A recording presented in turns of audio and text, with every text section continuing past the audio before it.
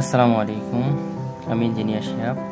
আজকে আপনাদের সামনে আলোচনা করব আয়রন রিমুভাল প্লান্টের সম্পর্কে।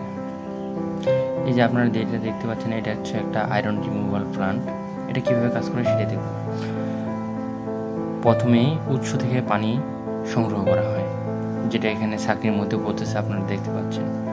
সাধারণত এই পানিতে ফেরিক আয়রন থাকে।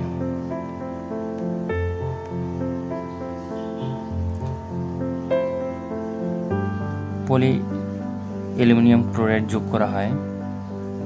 আমি উপরে যাই আপনাকে দেখাচ্ছি।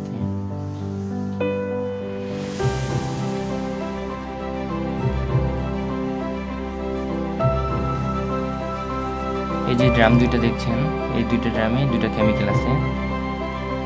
একটা হচ্ছে পলি অ্যালুমিনিয়াম ক্লোরাইড আর একটা হচ্ছে পলি ইলেকট্রোলাইট।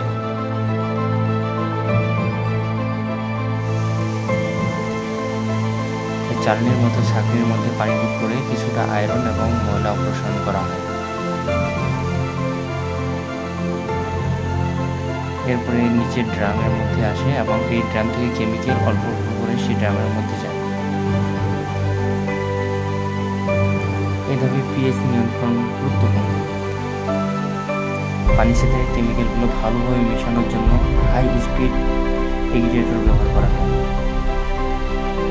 পলি অ্যালুমিনিয়াম ক্লোরাইড ও পলি ইলেকট্রোলাইট একত্রে যোগ করে ফ্লোক তৈরি করে। এখানে স্লো মিক্সিং হয় যাতে ফ্লোকগুলো বড় হয় এবং ভাসমান অবস্থায় থাকে। বড় ফ্লোকগুলো সহজে সেডিমেন্টেশন বা ফিল্টারিং এ ধরা পড়ে। ফ্লোকগুলো নিচে বসে যায় এবং পরিষ্কার পানি উপরে উঠে আসে। এই ধাপে আয়রনের বেশিরভাগ অংশ সরিয়ে ফেলা হয়। পরিষ্কার পানি স্যান্ড ফিল্টার বা মাল্টিমিডিয়া ফিল্টার দিয়ে ফিল্টার করা হয়। বাকি থাকা আয়রন ও কণাগুলো এখানেই আটকে যায়।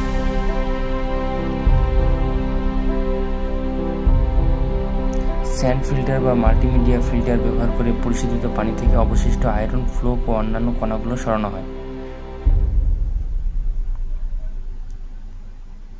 আমি এখন আপনাদেরকে দেখাবো যে স্যান্ড ফিল্টার কোনটা।